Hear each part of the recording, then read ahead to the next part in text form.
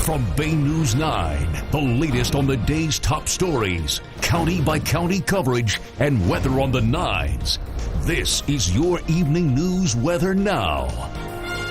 A Manatee County businessman is banking on medical marijuana. He's already poured money into a warehouse and a staff to start growing pot, even before voters pass the legislation, and even before he has a license from the state. Bay News 9's Randy Nissenbaum explains why he's willing to gamble on the green.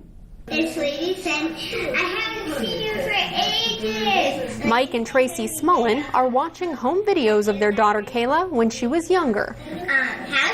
Kayla suffered from epileptic seizures throughout her childhood. Kayla had her first grand mal seizure when she was 2 years old.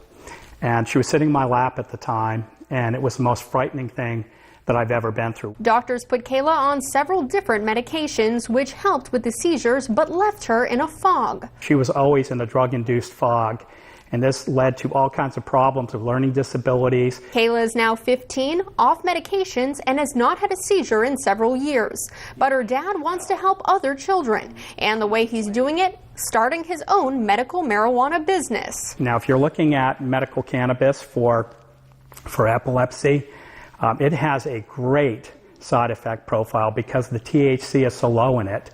There really is no psychoactive component. Mike built a career working for pharmaceutical companies. Marijuana was never a part of he or his wife's lives, but things are different. It took some education on both of our parts to really understand that this was potentially a pretty interesting and worthy cause for both of us to get involved in. The couple is so in, they've created a company called AltMed, a company that will grow and distribute medical marijuana. Mike and Tracy have hired a staff. We have everything all set with electrical. And have land and floor plans for 2 buildings in Sarasota. They plan to break ground in 3 weeks, but this is all a big gamble. Voters haven't approved medical marijuana, and the state's only handing out a few licenses to sell it. We know that we could potentially lose some money, but at the end of the day, we think it's a gamble worth taking. An expensive gamble they've already invested more than $2 million in, but one that comes with a reward that Mike says could help a lot of people.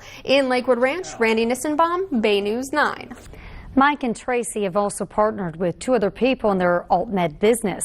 Florida lawmakers will only choose 5 growers if the legislation passes, and there are some very specific requirements.